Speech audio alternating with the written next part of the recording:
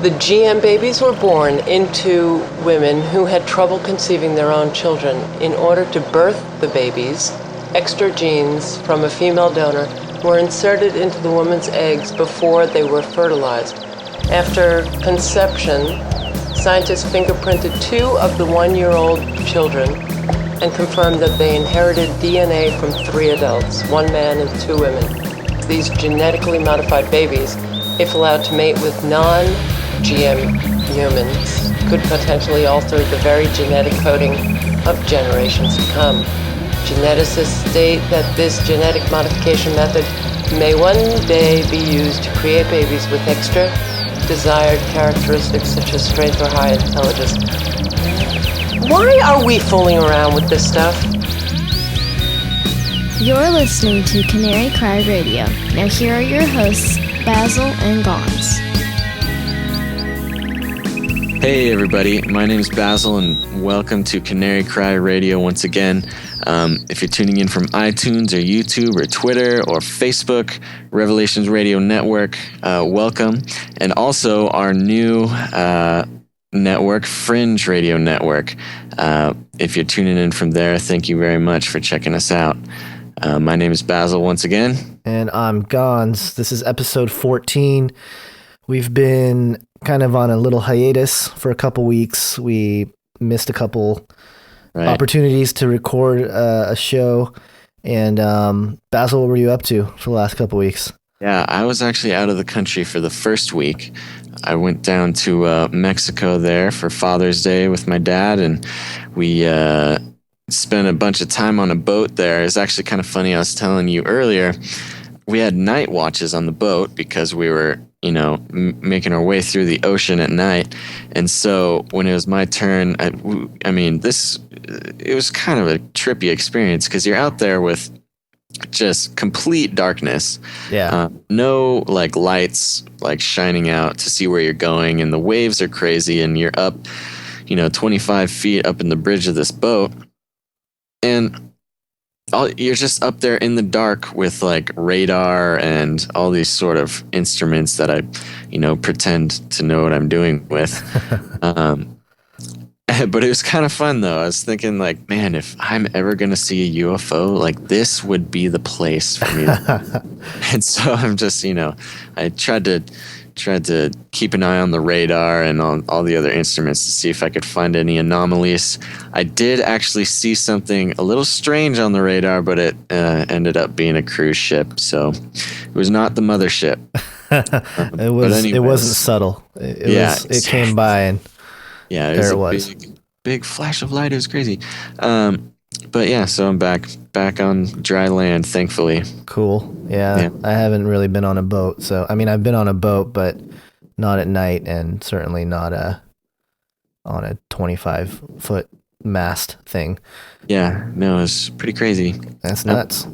And I was just working a lot. So just coming off of a 66-hour work week. So it was for, kids running around and whatnot.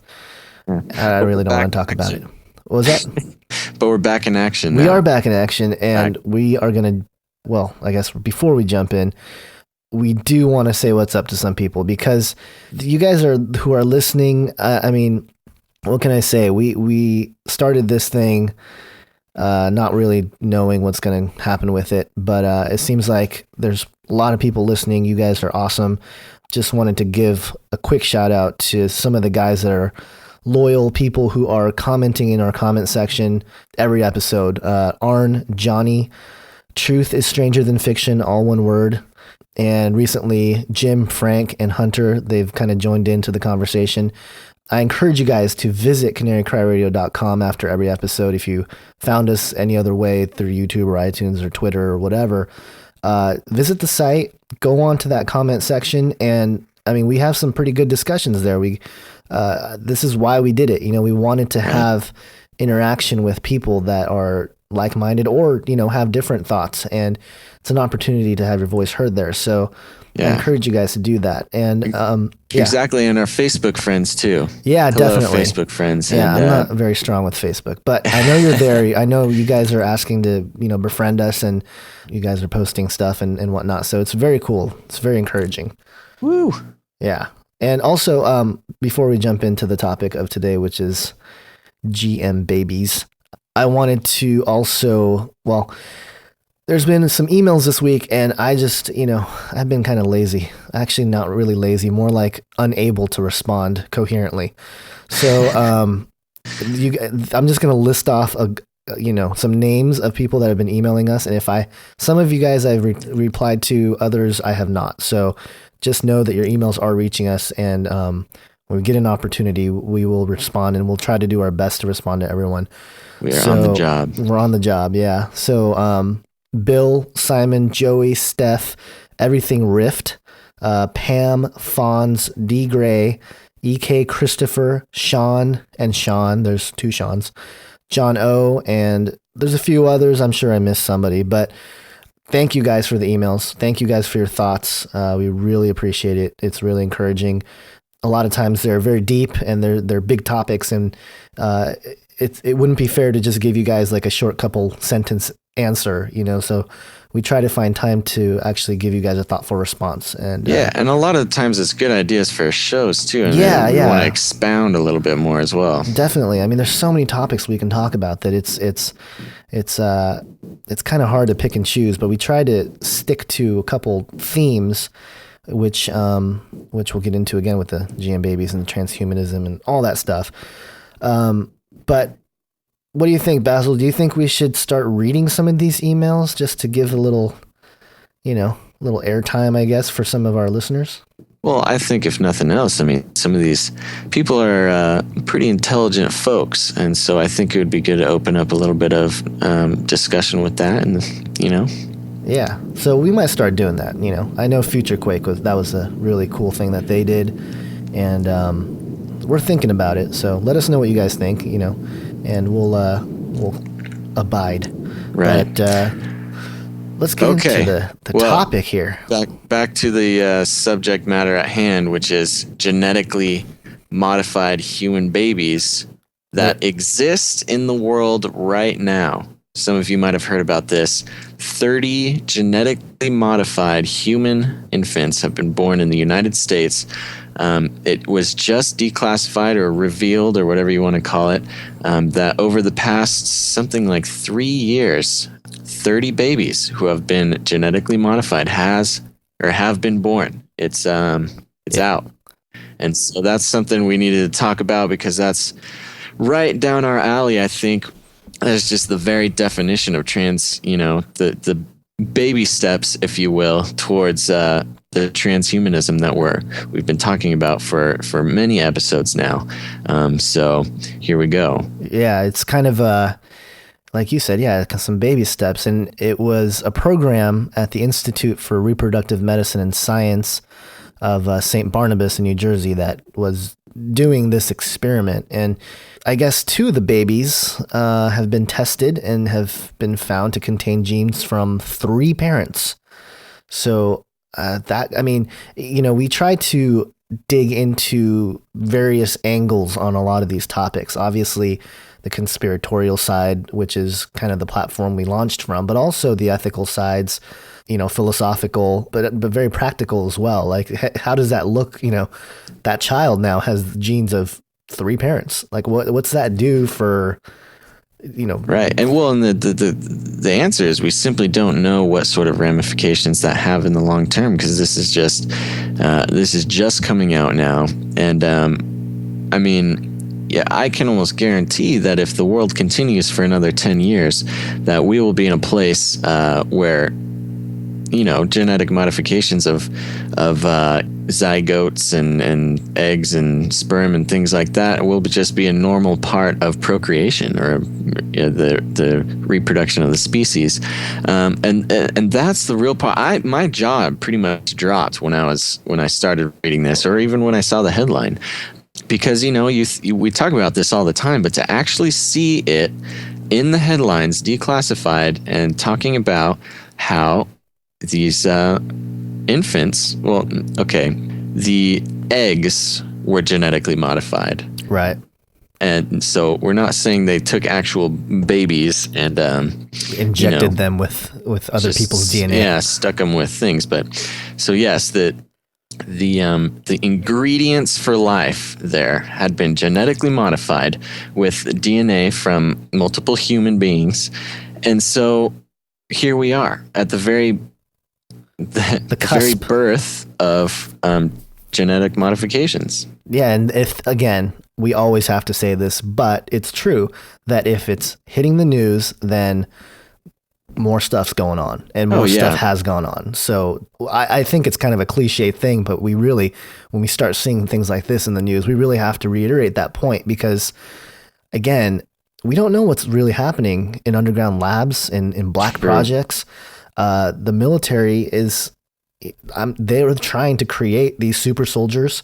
Well, and they've been doing it for 50 years. Yeah, exactly. So we have no idea.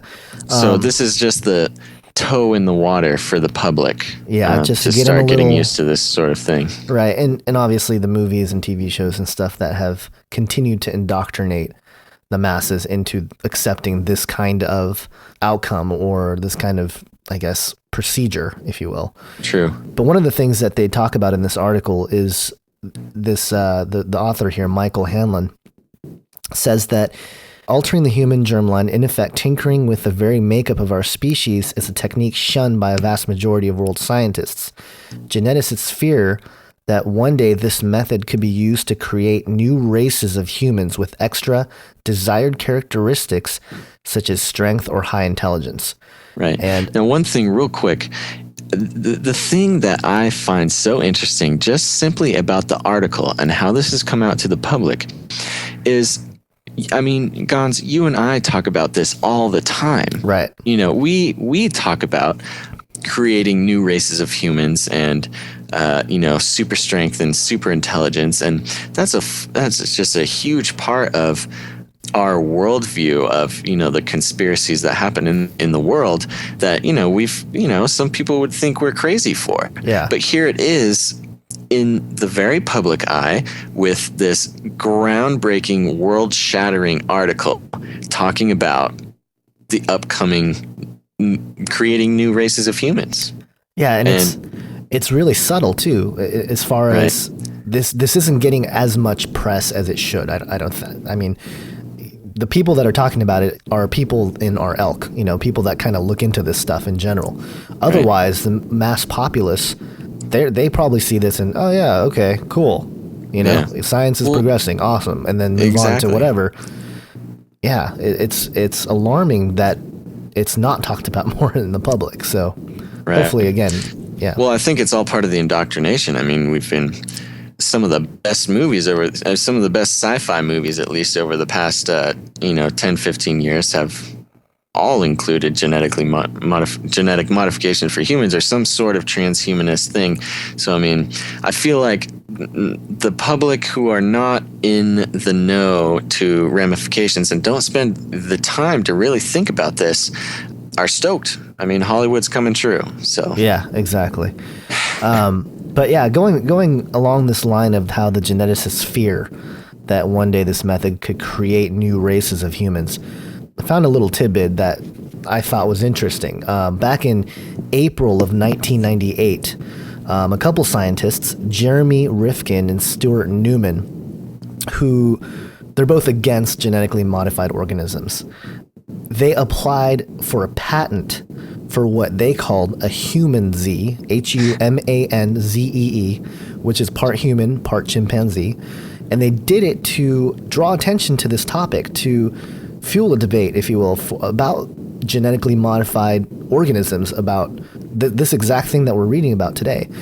And the United States Patent and Trademark Office denied the patent on the grounds that it violated the 13th Amendment of the U.S. Constitution, which prohibits slavery. So that's just really interesting that, they're talking about how it's possible that it would create these, a slave class, basically, in that Right. we would become the slave class, right? Because these higher intelligent beings would be running around. They would have more physical superiority, intellectual superiority, whatever kind of thing that makes a person, quote unquote, better, they are going to have, and almost it's changing the human being and dividing it into the have and have nots in a sense of genetically gifted, because in the past, genetic wealth. Yeah. This is eugenics. This is complete eugenics. Same concept that has ran everything from, the Nazi regime to just the early 1900s. It has not gone away. It's still there. And this is proof right here. We're seeing it. It's, again, like you said, the baby steps. But the other part of it is also we're getting close to the Olympics. And I know everyone's talking about, the whole terrorist thing with the Olympics, the potential terrorist attack and whatnot, false flag event. But when we look at the athletes of today, and I was an athlete growing up, and when we look at athletes in general, they are just bigger, they're stronger, they're faster. It's just amazing how I think technology in general has enhanced the athlete to become more, right? Because when you think about, let's say like the 100-yard dash, right? I mean, these are guys, the fastest runners in the world, and you can't really run any faster than some of these guys are running the 100-yard dash or 100-meter dash. But through technology and through genetic tinkering, what's going to happen? Are they going to become superhuman? Are they going to become, and one of the things that I wanted to point out is that for many hundreds of years, people didn't have things like protein shakes and creatine and, these different things that supplement your body in recovery and whatnot.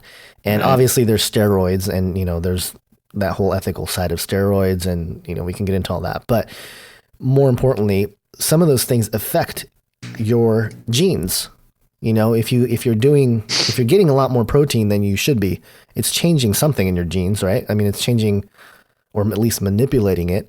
And you pass those things on, and so it's already happening at that level. But then to actually have it scientifically, like just going straight to the building blocks and reconstructing it. Well, that's a whole even other with level. this very, I guess would call it elementary version of what we're talking about here. I mean, first of all, I'll just start out by saying that the ramifications and the possibilities for negative side effects of these specific genetically modified babies are just endless. And we'll get into a little bit more of those.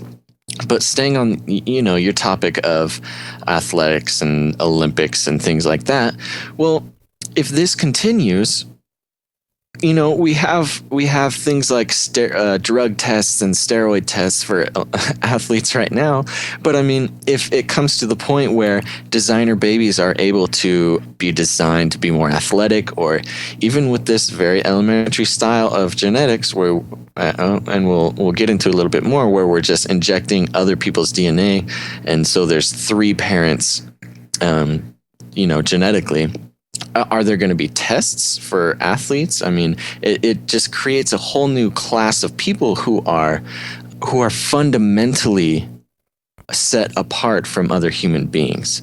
This isn't, you've been using steroids, so you can't be in the Olympics. Right. This could be, you were genetically modified, and we can't let you compete with these people who have less genes than you, or whatever you want to call them, natural birth or something like that. Well, think about it too, because it kind of goes into also a potential thing about the mark of the beast, because there are some who are coming out, and some researchers are saying the mark of the beast is going to be like a genetic thing. It's going to actually change our genetic makeup. Right. And that's why when we receive the mark, we will not be able to be saved, because we will no longer be human, basically. Right. Well, and just going back real quick to the flood, having to do with the genetic corruption of human beings. Yeah, this is not something new. It's just kind of hitting the market, if you will, in the modern times in a very real way. But if you think about the desired physique or a desired attribute of an athlete. So let's say, or just not necessarily an athlete, but just anything. Let's say, okay, let's take a sprinter. Let's take, who's that guy who ran super fast at the last Olympics from Jamaica?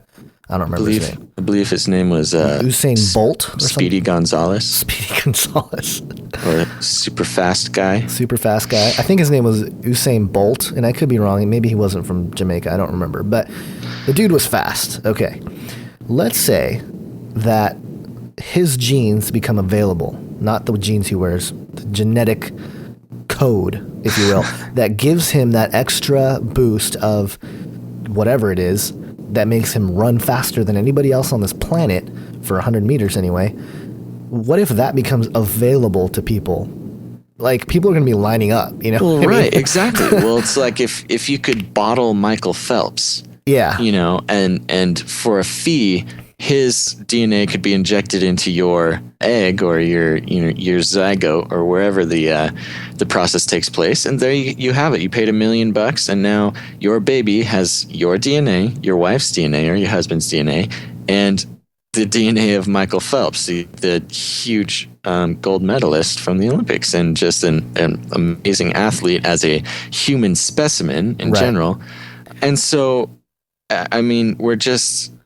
It just opens up way too many doors to even begin to ethically figure out sort of the social constructs for what the world would look like. Right. Yeah, there's definitely that philosophical / ethical level, and then there's the sociological level, which is the sociological level can only be observed after the fact. You can speculate, but you can't really know because you're looking at things in the past and you're looking at what's going on now on a social level, on a bigger scale, if you will. But the ethical conversation should happen prior to any of this stuff going on. And the problem is there hasn't been as much discussion about it, and they're obviously already going through with some of this stuff despite people or scientists or geneticists that are against it. So this just, screams agenda, Right. There's an underlying agenda. Now, real quick, I'd like to take a step back and let's talk about exactly how these babies were genetically modified. Okay. I suppose maybe we should have started off with that, but Probably. let's just go back just so everybody has the right context as to the experiments and where it came from and why they were done, what the official story is, and get a little bit more into that. So what actually happened here was eggs were taken from women who were... No. Eggs were taken and DNA from another female human being was injected into the egg. The first woman that they took the egg out of was incapable of conceiving. Am I correct on that? I believe she was... That.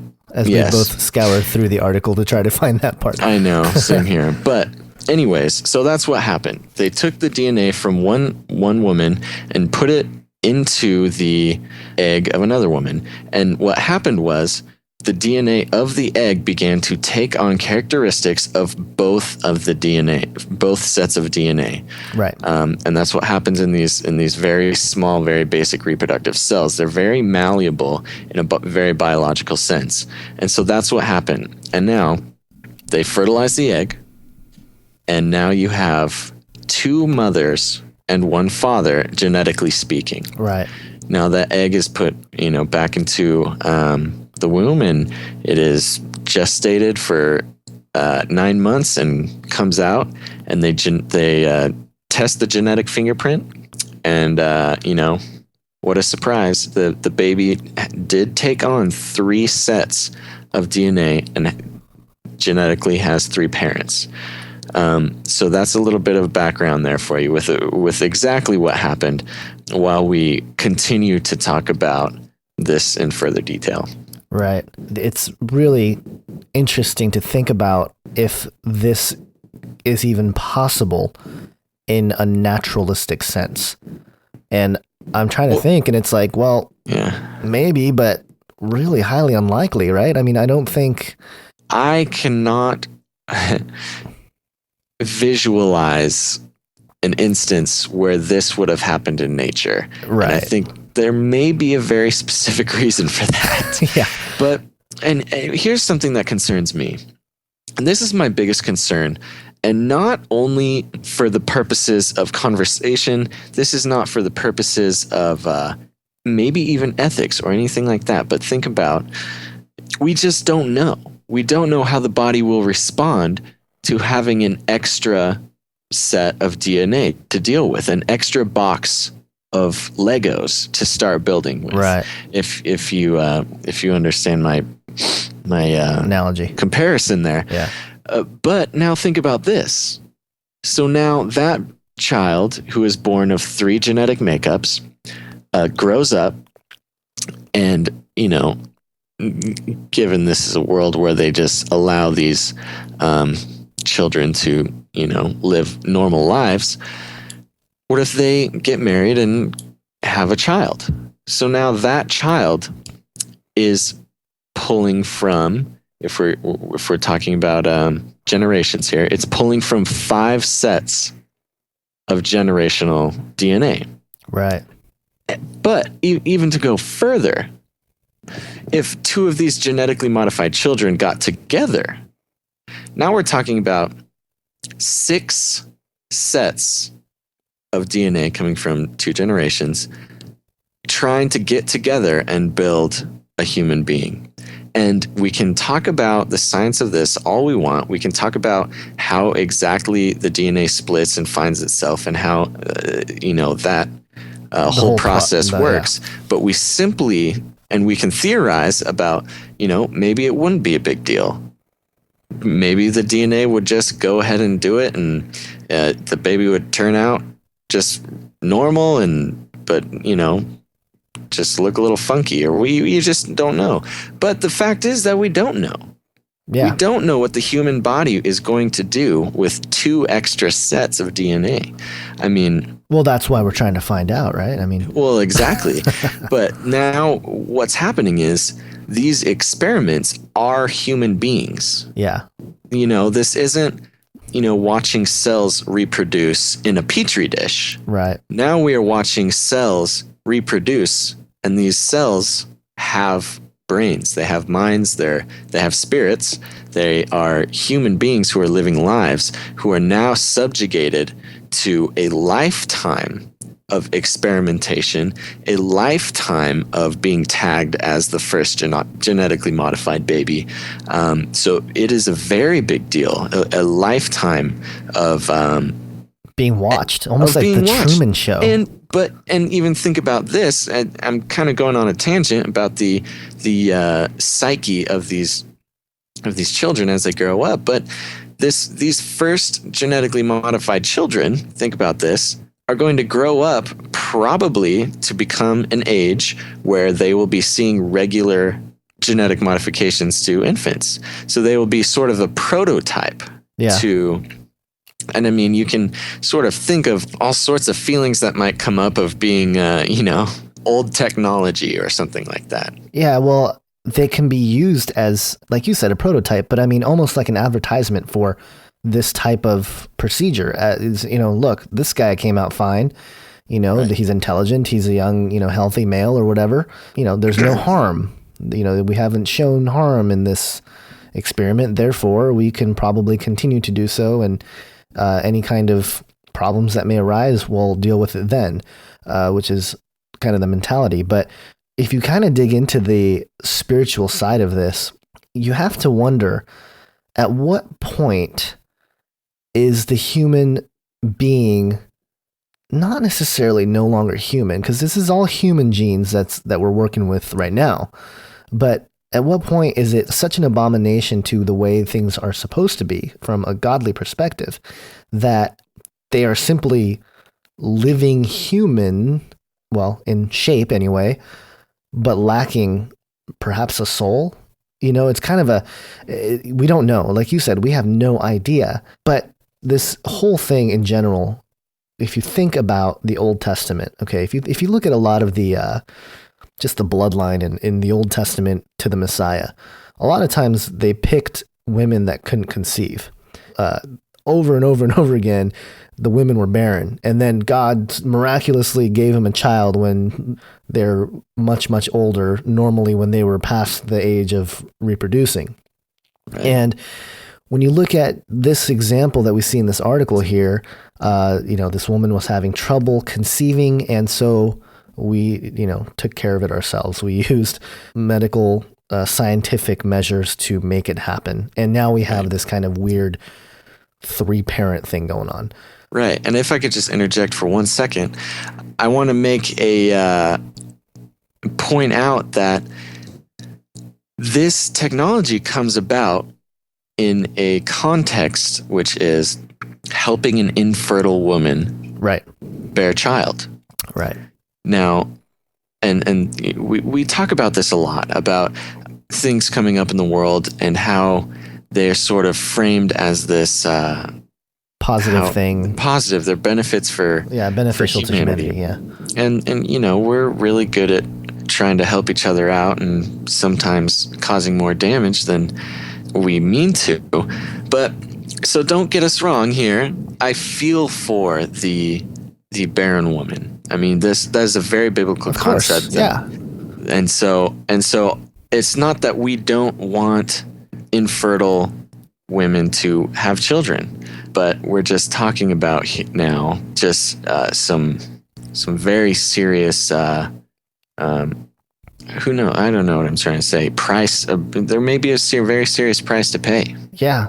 Just to kind of keep the conversation moving here, I wrote a little short article type thing. It's actually not even an article. It's a blog post. There is a difference. And I titled it, "Is the Antichrist pro-life, pro-choice, or both?" And it came up from a poll that just recently came out that said that 51% of Americans consider themselves pro-life. And I was listening to a lot of these conservative kind of Christian outlets talking about it and how they were all kind of saying, oh, it's so wonderful that the American culture is shifting, and all the, not the protests necessarily, but just the conversation and the energy and time spent into advocating pro-life is not gone to waste. It's actually changing the underlying cultural mindset of people, or whatever, just in general. Right. And I thought, okay, that's great. I think that's a really good thing, because obviously I would tend to align more with a pro-life perspective. I don't think we should be doing the other possible thing there. Yeah, but killing babies isn't my idea of a good idea. Right. Well, I mean, the issue is that the pro-choice mindset is that they're not killing babies, Correct. But anyway, we can get into all that, and that'll go into a whole nother trail. But essentially, my kind of thought was, well, okay, I just asked this question to myself. Well, if the Antichrist is going to show up, and it kind of plays on everything we talk about here, how it's always difficult to have these conversations because it seems like it's a good thing, but we know that the good thing is not always going to be the good thing, because it's going to make everyone kind of feel like they're together in this one big happy family, and that's when things are going to go bad. So The question was, is the Antichrist going to be pro-life or pro-choice? And as I was kind of brainstorming through this question, it actually reminded me of this article, this GM Babies article that came out about a week ago. And I thought, okay, this is really interesting, because perhaps, just perhaps, this type of procedure of helping out the woman that can't conceive is that kind of Antichrist spirit, in that it's going to not necessarily solve, but it's going to provide different options. The pro-life idea is predicated on the opposition of killing unborn babies. And so with this new procedure, let's say somebody gets pregnant and they don't want the child. They're obviously going to be more on the pro-choice side of things. They want to have a choice. But here's the thing. It's going to actually make the pro-lifers feel good, because now the choices of the pro-choice side is going to have more options. They can either become, for example, and this is the example I use in the blog post, is that maybe they can become a surrogate mother, where a couple that can't conceive can provide their genetic information to this woman who's already kind of pregnant, right? And give the fetus or zygote or whatever stage it's at, the genetic information that changes, their makeup. And there you go. Now you have a surrogate mother. Now she's getting paid. Now the pro-lifers are stoked because the children aren't killed. And the pro-choicers are happy because now they have these options, and they don't have to necessarily raise a child, but they're able to help others, and everybody wins, right? So, yeah, and I mean that could even be taken one step further, depending on the technology that exists, which is just taking the zygote or the embryo out of the unwanting mother, right, and giving it to someone. Yeah, inserting the genetics of the wanting mother, and being able to have that very young human entity be successfully transplanted into a different mother. Right, like an embryo transplant. That would be bizarre. Yeah. So, I mean, it's just, to me, this whole thing, it just opens up this whole nother world of unknowns, and I just think it's important to be thinking about it, because our children may be living in a very, very strange world in a decade or two. Yeah. Yeah, no, and it's almost unreal to me that this article has come out. I'm still sort of just getting to the point where I can accept that I now live in a world where genetically modified human beings are crawling around, I guess, at this stage. Well, at the end of the article here, they talked to this guy named Jack Cohen, and let me just read a little part of it here. He developed a technique which allows infertile men to have their own children by injecting sperm DNA straight into the egg in a lab. Prior to this, only infertile women were able to conceive using IVF. Last year, Professor Cohen said that his expertise would allow him to clone children, a prospect treated with horror by the mainstream scientific community. And he says, quote here, "It would be an afternoon's work for one of my students," he said, adding that he had been approached by at least 3 individuals wishing to create a cloned child, but had turned down their requests. So, yeah, I mean, yeah, that's heavy. That's heavy. Really the guy heavy. is. Now, I don't want to be presumptuous about this guy. So if Mr. Cohen, if you are listening, please forgive me if I overstep my analysis of what you're saying there. But it just seems so almost arrogant in a way. Yeah, a little boastful, right? It'll be a piece of cake. I can create human life. By the way, I can create a baby for you. Yeah. I can clone it. Not only can I clone a child, but one of my students can just do it while I'm off playing golf in an afternoon. Just this with the technology that I have created. Right. You know what I mean? So even that attitude alone, and don't get me wrong, I'm not trying to judge the guy, but from what I gather from the article, that attitude alone is almost reminiscent of an Antichrist attitude. Yeah, totally. Or at least one that is less than righteous. Yeah, and I find it interesting that people have come up to him saying that they want to clone a child. And I think as a parent, there's a certain level of and obviously I would never do this, but I can understand a parent who says, okay, I'm going to put aside some genetic information of my child in case something happens to that child.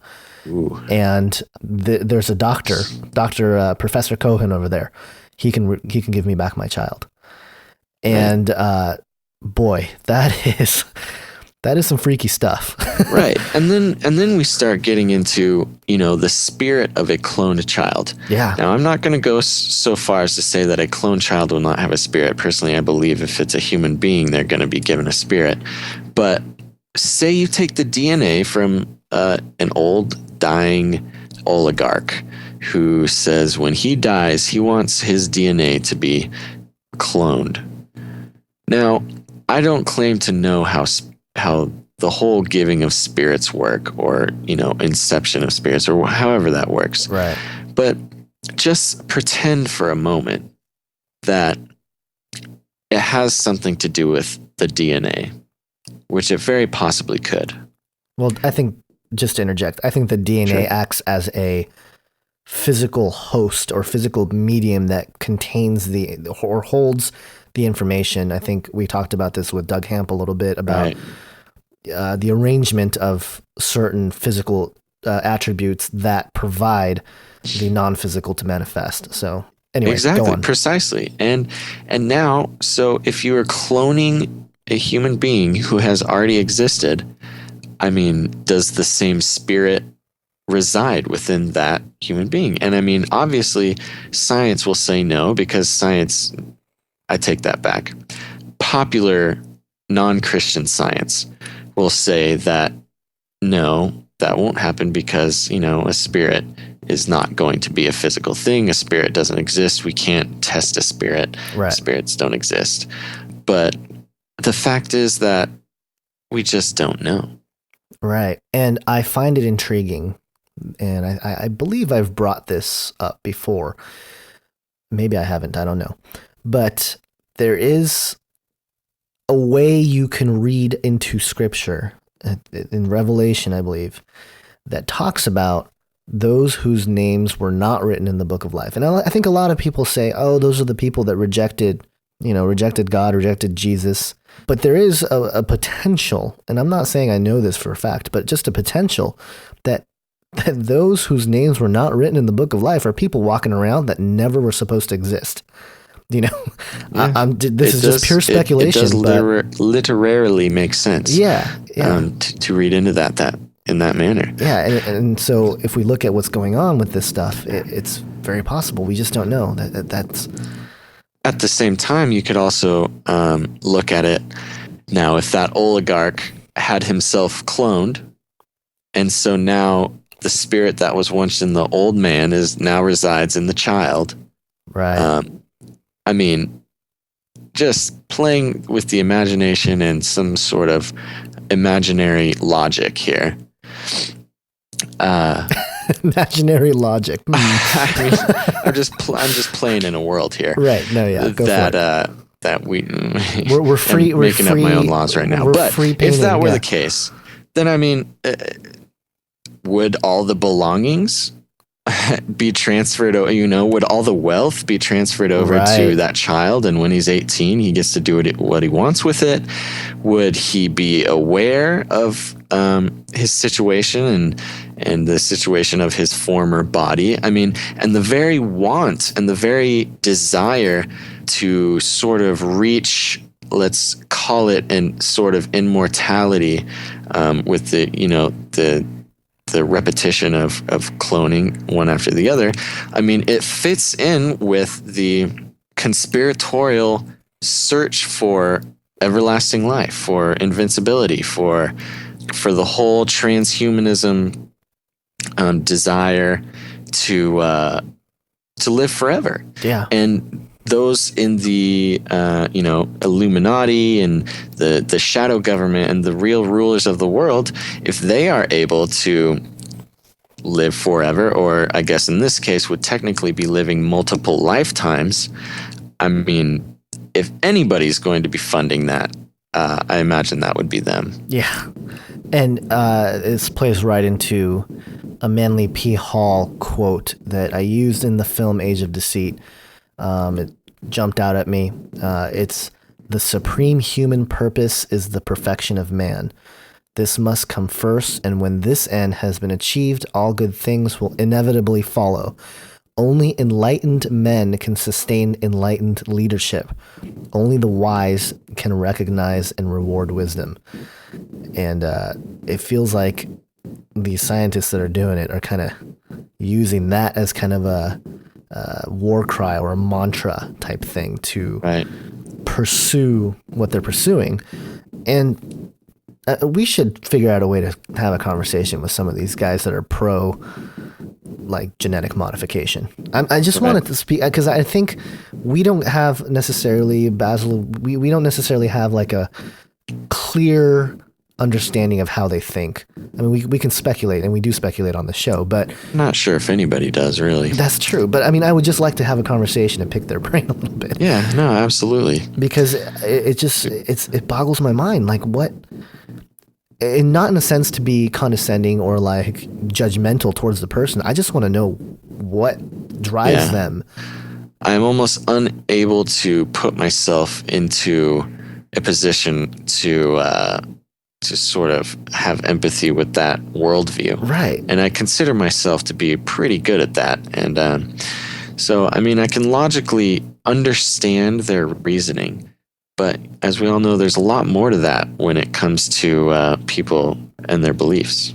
Yeah. It just seems like the whole realm of scientism, not science necessarily, again, scientism, which kind of ties into materialism, right, is very much predicated on what's right in front of them. And for a lot of these guys, it's in their laboratory under the microscope and doing their thing right in front of them. And I don't necessarily think they think through the larger implications. I think they just think it's cool. They think, we just need to continue to push the line, the boundaries of what we can do. Right. Well, and I mean, scientists have been doing it for centuries, where they will be doing something that they sort of know that they shouldn't be doing. Right. But, these sort of men, and with their intelligence, which I very greatly admire, that's sort of what they live for. They live to do the impossible. Yeah. Einstein always regretted making the atomic bomb, but even when he was doing it, and same with Feynman talked about the same thing, which was, the whole time when they were making the atomic bomb, they realized what it was going to do, and they had to put it out of their mind. Right. And they they knew that it was against humanity, what they were doing. And I'm not afraid to say that Feynman and Einstein did something that was, I can consider, a crime against humanity. But I understand their mindset, because they are intelligent human beings who want to know more about the universe and sort of want to control it and things like that. And it comes down to control. And it reminds me of a really great quote by Kurt Vonnegut Jr. And that quote is, "Just because some of us can read and write and do a little math, that doesn't mean we deserve to conquer the universe." And I think that's one of my favorite quotes, because, I'm aware that, human beings can do some pretty amazing things. Right. But it doesn't necessarily mean that we should. Yeah. Yeah, definitely. While you were talking, it reminded me of 1 Timothy 4:1 and 4:2. 1 Timothy 4:1 says, and this is through the NLT version, it says, "Now the Holy Spirit tells us clearly that in the last times some will turn away from the true faith. They will follow deceptive spirits and teachings that come from demons." And a lot of this has been used as saying, look at the New Age movement, look at all that. Right. But then right after that, which I believe is true, but then 1 Timothy 4:2, it says these people are hypocrites and liars, and their consciences are dead. NIV says consciences have been seared as with a hot iron. And that's what the King James has too. But that's exactly what you were describing there with Einstein and Feynman. When they were doing it, they had to actually suppress their conscience. Right. They had to actually do it purposefully. It's definitely a human issue that lies in everybody, where, the draw toward that sort of thing, it's almost as if we almost feel as if that progress must be done, even though we know that it's wrong. Or at least have a funny feeling about it. We can take this all the way up to genetically modifying children or making the atomic bomb, or we can even, bring it all the way down to just simple things where, maybe a cop needs to kick a, homeless man out of an alley or something, I don't know, something. We do things that are fundamentally against our, more caring human side, when we feel that there's a duty for some sort of progress. Right. And that duty, I feel is, could definitely be a spirit. a spirit of, duty. And I think it's also important to point out where we place that intention or that duty is also very important. And what's the difference between, let's say, a cop that's protecting someone and they're holding the trigger and they have a decision to make. This guy is attacking them. He can pull the trigger and shoot this man to stop a potential, more harm. Right. That decision is also difficult, right? But you have to kind of, again, look at the situation and the potential outcomes, and you have to kind of weigh it. Because I think if you're like a cop and you're in that situation, and I've never been in that situation, so I can't really say so myself, but hearing people that have been in that situation, there's something that makes that act a heroic act. Right. But the intention was to protect. The intention was to prevent more harm. Right. But to get there, you had to do something that you didn't want to do. It was against your nature to do. I mean, I don't think anybody, well, maybe some. Actually, I don't know. Some people probably do get a huge thrill out of just, shooting criminals or whatever. But I think instinctually in the human being, we're not like totally meant to feel or have to make the decision to take another person's life. I think when people that are into that have some different issues going on, but do you kind of get what I'm saying? It's like there's the intention of what's going on determines the act. It just comes down to, people do what they think is right in the long run.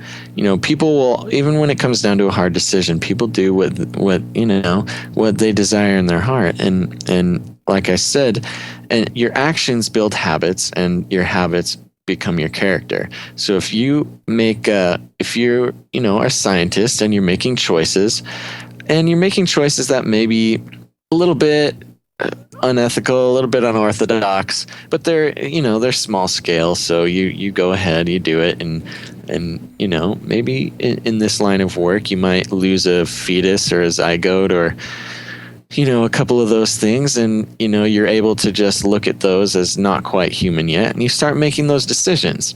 But then you start getting to some more advanced sort of thing, and your habits have now become your character, and your worldview has been finely tuned to facilitate making those decisions. And then those decisions with those zygotes or embryos or whatnot turn into decisions with infants, and then from there you continue your study for the rest of your life. Truly, it's sort of funny. It's like having a child is a lifelong decision. Well, I think for these scientists, starting this experiment was a lifelong decision with them, and I'm sure they will be doing following those children till the very end. But my point is that I really do feel that these scientists think that they're making the right decision. I don't think that they are dumb. I think they do know what they are dealing with, and I'm sure they lie awake at night thinking about the possible ramifications for the entire human race. I mean, that's what these guys do. They're paid to think about things. And yet still they make this choice to do these things like this, and seemingly in secret. It seems like something like this should have, had some controversy attached to it before the babies were born. Yeah. Yeah, absolutely. It's a little bit late to be having the discussion about these children. Right. Because they already exist. They're already born. It is official that there are human beings on Earth now that have been intentionally genetically modified in a laboratory and then born. And so that's the world we live in now, and this is where we as believers and as non-believers, I know we have a couple non-believers who listen to the show, and it's really something we need to think about, and the impact that this has on the metaphysical aspects of being a human being. And as believers, how are we going to respond to this? And please, can we figure out a way to respond to this that we can think through and make sure we're all on the same page biblically, instead of doing silly things like Westboro Baptist Church does and things like that. Oh shoot! So I should put away my my don't even go there.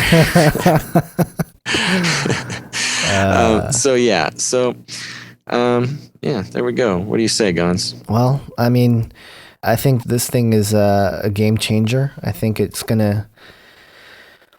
I wish there was a way to keep track a little bit better of some of these things, because this is a simple article on the Daily Mail for the UK, and we may not hear about this topic or about this child for some time. We may not hear from them for a while. So, and one more thing before we wrap this up, I believe that even as these children are being born, that more experiments are being done, and we're doing these. I mean, I may or may not be correct, but if my hunch about the excitement about these experiments is correct, I believe that they are getting ready to or have already commenced more experiments, pushing the envelope even more now that these children have successfully gestated with 3 sets of DNA.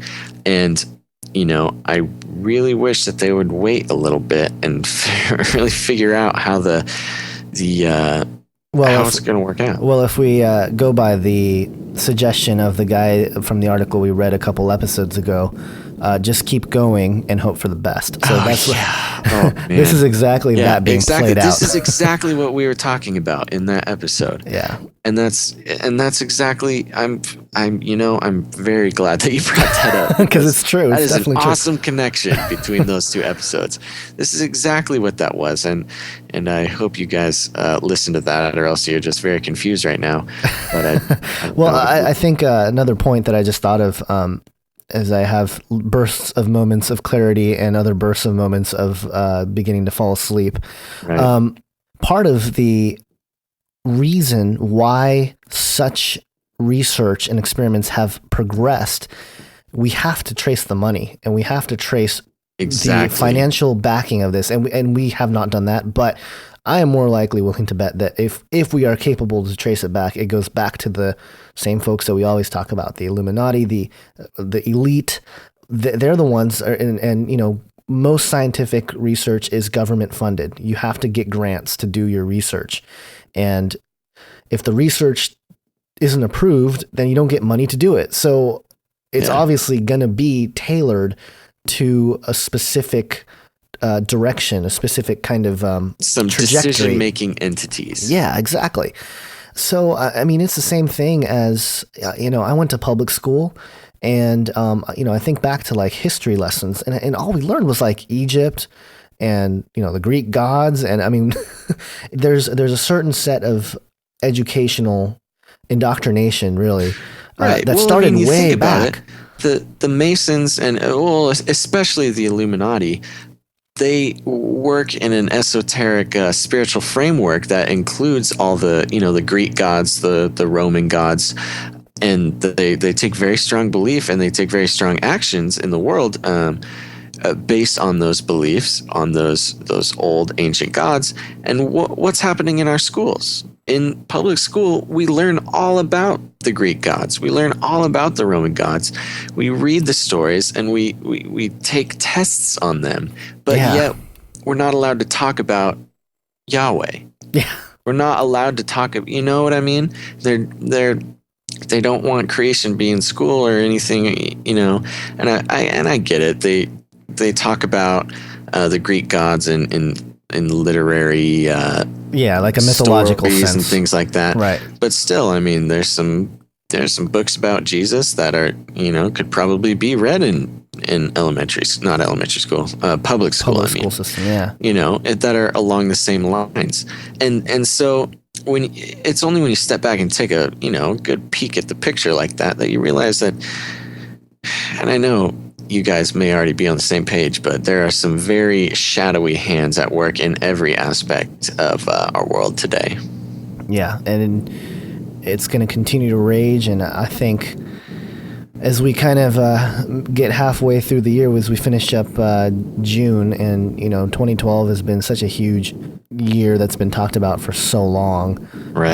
And who knows if anything's going to happen or not. I happen to think, nothing too substantial will happen. If it does, it'll be some kind of... At least in the physical. Yeah. So, but I think what we see with the articles that the one we talked about today is that there is most definitely a shift, some kind of psychological paradigm shift happening in the view of how we experience and how we view the world.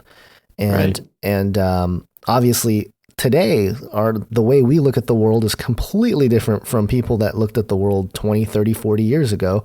Right. And whether that's good or bad, I don't know. I mean, I think I haven't been around long enough to really make a good, solid analysis of it. But I know that if 20 years from now, my children are living in a world where people around them are genetically modified, it's going to be very, very scary and different. And right. And I mean, again, I don't want to start a whole new subject, but with what we know about the genetic modifications in our food, I mean, everybody might be genetically modified by that point. Yeah. Things may be happening to our bodies now where even our children unwillingly will be genetically modified. I actually thought about that today as I was... we were given these cupcakes from this place called like Sprinkles or something. I don't know. It was supposed to be some really delicious, great cupcakes and whatnot. It was all right. I don't know. A lot of people around were like, "Oh my gosh, you had the Sprinkles cupcake. What flavor did you have?" And I don't know, chocolate. Those things are like $8. I know. But as I was eating that, it was funny because I was thinking about this article, which I tend to do some thinking when I'm at work and I'm doing random things like eating cupcakes. But in any case, I thought about, boy, what would I look like? What would my mind, my body, what would it, and just the trajectory of my life, how would it be different if I wasn't vaccinated? Because I know that most kids or most people that were born in our era, we were just vaccinated. It's just, we're it was just just a filled normal with all thing. sorts of terrible stuff. Right. So, it just made me think like, wow, what if, I wonder how different I'd be if I'm taller, if I'm, whatever, I don't know. But what's cool is that it made me think of just how, I guess, supernatural, but just how amazing and awesome the actual promises given to us scripturally is with our new bodies and these immortal bodies, the mortal putting on the immortal and all that stuff. It's like, man, we're going to be restored to probably what we were supposed to look like. Right. And that's kind of exciting. It's almost surreal, and it makes all this genetically modifying stuff just seem like, dude, God's got this. We don't need to try to do this, Right. I don't know. It just made me feel like, boy, if more folks just considered all these things, right. I think they would come to the same realization. But I don't know. Maybe we're the crazy ones. Right. Well, and I mean that reminds me of something I wanted to mention was just to our listeners here. Was that we talk about a lot of things that are going wrong in the world, and there's definitely no doubt that the world is a pretty scary, chaotic place. But we very much want to get the message across that, that God's got everything under control. He is the victor, and we are victors in Him, and we really aren't trying to be fear mongers or anything about this sort of thing. But it is. It's a hard line to walk. It's one of those things. I'm realizing more and more as we do this and just look into all these topics, there's a level of like, man, stuff is messed up right now. This is some serious, crazy stuff. Just talking to people from a different generation, when you bring up these topics, they're kind of like, they don't even know how to handle it. Right. You know, I've brought up this genetically modified thing with someone that was a little bit older, and they didn't know how to respond. It was like, wow, they can do that. You know, wow, that's amazing. Yeah. That was all they can say. You know, it's like they don't. Amazing is one word for it. Right. But you know, they were just in awe. They couldn't really process the implications or the meaning behind it all. And right. And I guess that's part of, I guess our jobs is to try to stay informed and try to break it down a little bit, try to come up with some key points that can maybe help other folks see some of the things we see. And they don't have to agree with it. That's kind of the beauty of it, is you don't have to agree with anything we say, you know. In fact, you know, it's probably healthier that you don't. And and you go find out for yourself. That's really what's most important. Right. And boy, I just think that it's vital that we've each been given this opportunity to be on the planet at this time when all this craziness is happening.